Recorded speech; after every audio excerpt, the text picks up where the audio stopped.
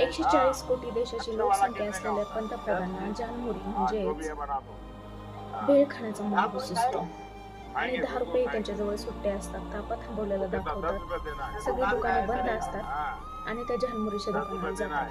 समोर 25-30 कार्यकर्ते आणि जनता असल्यासारखं दाखवलं जातं आणि सोबत असतात कमांड, एसपीची कमांड. देशाच्या पंतप्रधानांना ज्यावेळेस भेळ खाल्ली त्यावेळेस मीडिया कोणते प्रश्न उचलतो बघा, की भेळ कशी लागली, मीठ किती टाकलं, तिखट किती टाकलं, मोदींनी भेळ कशी खाल्ली, हाताने खाल्ली की कशी लागली.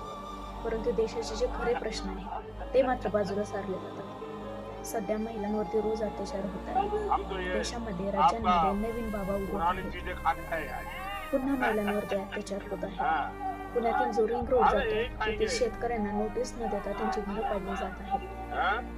अचानक पाऊस वादळी येत आहे. शेतकऱ्यांचं नुकसान होत आहे. या बातम्या ह्या टीव्हीला कोणत्याही प्रकारे दाखवल्या जात नाही. बातम्यांचं वैशिष्ट्य हे आहे की नेत्यांना कसं मोठं करता येईल, नेत्यांनी भेळ कशी खाल्ली. हा आजचा देशापुढचा सगळ्यात मोठा प्रश्न आहे की मोदींनी भेळ कशी खाल्ली.